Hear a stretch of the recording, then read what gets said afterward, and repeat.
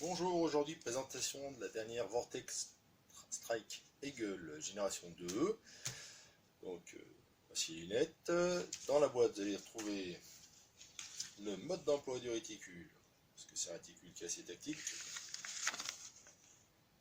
Voilà, un petit mise au point. Avec sa hausse compensatrice jusqu'à 600 yards, le petit point central de visée du 0, la hausse pour mettre les cibles ISTC, les explications de la compensation, les flèches, différentes flèches selon 556 ou 308 pour que les points de compensation en trajectoire correspondent, et le diagramme pour le vent, sachant que chaque petit point vaut 5 miles par heure. Il va falloir faire travailler vos conversions en France. Pour nos unités en mètres secondes, pour nos unités en mètres, pour que les minutes deviennent des 1000 radians si vous voulez, ou que des pouces deviennent des centimètres. Bon, après ça c'est à votre sauce de le faire. Le mode d'emploi de la lunette, avec les indications. Donc là ils vous disent que vous avez une tourelle d'élévation qui un clic vaut une demi-minute, 140 minutes d'élévation, 44 par tambour. On vous explique tout dedans, voilà, les différentes tourelles. Maintenant sur la lunette, vous avez ici le réglage de l'intensité lumineuse du réticule, ici, tourelle d'élévation, et ici, la tourelle de dérive. Alors, dans la tourelle de dérive, vous avez une pile de rechange. Ça, c'est ingénieux, parce que vous verrez que le système lumineux n'a pas d'arrêt automatique, ce qui peut vite devenir problématique. Au niveau des réglages, vous faites votre 0, toc toc, je prends dans le sens que je veux, et une fois que j'ai fini mon 0, je viens mettre quelque chose dans cette petite fente qui est là, et je peux faire tourner mon indicateur de 0 sur le repère que je veux. Genre ici, sans un petit point de peinture, parce qu'il n'y a pas vraiment de point de repère là.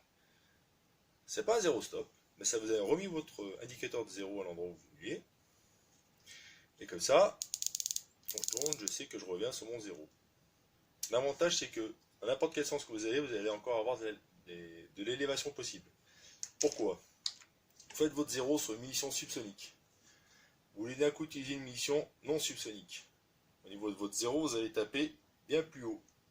Et vu que le réticule il n'est pas vraiment fait pour estimer une compensation un peu au-dessus, voilà, le fer à cheval il est grand. Donc là, si vous avez mis votre petite patte balistique de différents calibres scotchée ici, vous savez que par exemple, je sais pas, il faut que je fasse, là je fais 0. Si je veux recompenser, j'aille tant de minutes par là, hop, je retrouve mon 0 pour la nouvelle munition. Voilà. Donc ce système-là qui n'est pas un 0 stop, mais qui a un indicateur de 0, moi je le classe comme ça, je trouve ça très bien. Donc là vous avez le même système de l'autre côté, donc ça c'est identique des deux côtés. La tourelle d'élévation est basse, à mon avis c'est pour pouvoir fixer un point rouge sur les montages pour avoir une visée plus agréable au-dessus. Donc c'est bien livré avec deux capuchons. Voilà. Bon, celui-là, vu qu'il est fixé sur le réglage de l'oculaire, c'est un peu mou. C'est pas de la haute finition comme ceux que Vortex fabrique là, qui vendent séparément. Celui du bout, il marche, mais bon, au moins ça mérite d'exister, pas tout le monde les livre. Donc je rappelle, grossissement 1 à 6, donc là on est à grossissement 1. Ce que j'aime bien, c'est qu'il faut faire que 180 degrés pour le grossissement max. Voilà. Le petit bitonio là pour faire le réglage rapide, il se démonte si vous voulez l'enlever. Alors si on est en utilisation chasse au terrain, le fait d'avoir je pense une petite quiquette qui sorte comme ça là, c'est un coup à lui mettre un avec la sangle de l'arme. Je prends exemple, je fais un grossissement 1 pour faire du tir rapide. Je suis droitier. Bon moi je suis gaucher, mais là si je suis droitier j'ai l'arme contre moi, ça c'est contre mon gilet tactique ou autre chose. Donc il y a de grandes chances que ça pète. Si maintenant je suis gaucher, ça ne me gêne pas. Et avec grossissement de 6, on fait rarement du tir rapide. Donc au moins, on a moins de chances de l'arracher. Le réglage de la dioptrie, c'est ici. Là c'est du grand classique. Voilà. Donc, c'est un vrai grossissement 1. Je vous montrerai les photos. Enfin, je ne sais pas si ça rendra bien. À 1, on tire les deux yeux ouverts. On a une légère distorsion d'image périphérique, mais ça c'est normal parce qu'on est sur une lentille sphérique. Donc c'est sûr qu'il y aura une distorsion. Là, ça ne gêne pas. On peut prendre notre visée classique. À 6, le point est tellement fin qu'on est capable de faire de la visée précise sur des objectifs, même au-delà de 600 mètres, je pense. Si on prend les références, donc cette lunette pour utiliser STC avec des cibles du bus humaine, là, à 6, vous le rentrez largement dedans, et ça ne vous empêchera pas. Moi, je pense que je la testerai, mais jusqu'à 1000 mètres, on est capable de faire des tirs sur les cibles humanoïdes. C'est pas un souci. Les gens qui croient qu'à 6, on fait rien, ben, faut qu'ils apprennent à tirer à 6. Pour votre rappel, les Mosin Nagant, ils étaient équipés de 3,5, les FRF2, c'est grossissement 6, si je ne me trompe pas, voire 8 maximum pour les dernières versions des fusils de précision que l'armée française a pris. Donc, si vous faites du tir tactique avec des grands champs de vision et pas être focalisé sur un petit objectif, et ben, pas d'effort de grossissement. Donc 6, on est largement de quoi faire des tirs lointains. Le réticule lumineux, qui est ici, là, si on bascule 11 en plein jour, on le voit, c'est pas un problème. Même par ces temps ensoleillés, là, on le voit, et à 1 de nuit très faible. Donc je serais curieux de tester avec des JVN, voir ce que ça donne, si ça éblouit ou pas à travers le réticule. Donc la pile, elle est dedans. Ça, c'est un classique. Donc comme je disais, il n'y a pas d'autostop, c'est pas marqué sur la notice, donc je pense que on a vite fait de se faire avoir, mais vu qu'il y a une deuxième pile de rechange, ben au moins sur le terrain on sera sauvé.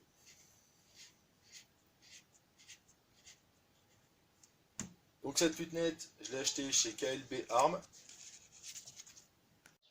Donc là je vous ai éclairé le réticule, donc on va voir, regardez si on se décolle sur le côté, on voit que ce qui est éclairé, donc c'est le fer à cheval et le point central.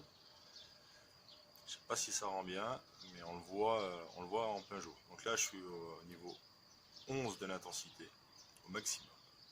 On va essayer de le voir là, si on le voit bien, réticule éclairé. Voilà, on voit bien qu'il est éclairé là dans le noir. Donc là, on peut voir une corneille à 200 mètres, et la finesse du réticule permet de la viser. Là, je vous ai fait un petit exemple de hausse avec une 308 avec le logiciel Strelok. Donc là, grossissement 6, on peut voir les hausses qui ne correspondent pas vraiment. Et là, grossissement 1 sur un sanglier. Alors pour conclure sur cette belle lunette, eh ben, je trouve que le rapport qualité-prix est excellent. L'image est très claire. On a pour 319 €, je pense que c'est vraiment bien. Le grossissement à 6 permet de tirer quand même relativement loin. Pour tous ceux qui croient que c'est faux, ben, essayez, vous verrez. C'est le contraire. Tube de 30, j'ai oublié de le dire tout à l'heure. Voilà, les différents traitements de surface des verres, tout ça qui font que c'est pas mal. La garantie Vortex, bah, c'est une garantie à vie, donc si vous la cassez, bah, normalement ça marche très bien. Plus tard, elle sera destinée à 308 pour l'utilisation un peu chasse, et donc on verra si elle tient le coup, mais pour moi, les yeux fermés, je fais confiance totale à Vortex là-dessus. Je vous recommande cette belle petite lunette qui fera très bien l'affaire pour le prix qu'elle vaut. Bonne journée!